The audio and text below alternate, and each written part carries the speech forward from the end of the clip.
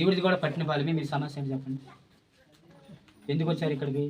వచ్చి కాలు నొప్పులు అండి, కాలు నొప్పులు, కిడ్నీలు లాగుతాం, కాలు లాగుతాం. కర్రపోటుతో నడిచానండి నేను. కర్రపోటుతో నడుస్తుంటే హాస్పిటల్కి వెళ్ళండి, మీరు హాస్పిటల్కి వెళ్ళి టెస్టులు చేపిస్తే ఏదైనా మందులు వాడితే నీకు కాలు నొప్పులు తగ్గుతాయి అన్నారు. అంటే సాయి దుర్గ హాస్పిటల్కి వెళ్ళానండి.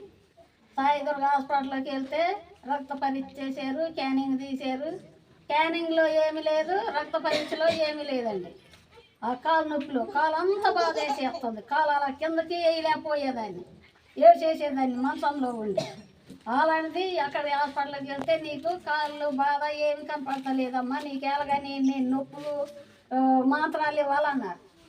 అని నీకు షుగర్ ఎక్కువ ఉంది, 400 ఉంది షుగర్ ట్యాబ్లెట్లు ఇచ్చి పంపుతానమ్మా, నీకు నొప్పులకైతే నాకు అక్కడ ఏమి కనపడతలేదు, నొప్పులు ట్యాబ్లెట్లు ఎత్తాకి అని పంపించారండి. షుగర్ ట్యాబ్లెట్లు ఇచ్చి పంపిస్తే మళ్ళీ అక్కడ నుంచి ఇంటికి వచ్చి మళ్ళీ మా ఈరన్పాలెం మనమడిని కూతురు పిల్లోడిని ఫోన్ చేసి దాచిపాలెం ఎలాగే ఫాస్ట్ గారు ఇస్తున్నారు నొప్పులకి మందులు అంటే అక్కడికి 500 ఇచ్చి పంపించానండి.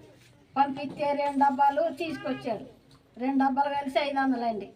ఆ 2 డబ్బాలు పార్థం చేస్తా 2 వారాలు ఎలాగో జరిగిపోయిందండి. జరిగిపోయాక మా ఊరోళ్ళు వచ్చి అది ఆ అమ్మాయి దీక్షమన్న అమ్మాయి, అక్క నీవు నచ్చలేదు కదా, వస్తావో ఫలానా చోట పార్థానికి వెళ్తున్నామంటే వస్తాను పిల్ల, నేను ఇంత బాధలో ఉన్నాను వస్తానని కర్రపోటుతోనే తిరుగుతున్నానండి. కర్రపోటుతో తిరుగుతాను. ఆ మంగళవారం వచ్చా, కర్రపోటుతోనే పైకి వచ్చా. మరి 2వ వారానికి కర్ర లేదు, ఏం లేదు, వచ్చేసి 2వ వారంతో కర్రపోటుతో లేకోకుండా పైకి వచ్చేసి నాకు ఎవరు లేరండి దిక్కు మొక్కు. అమ్మాయి లేదు, అబ్బాయి లేదు.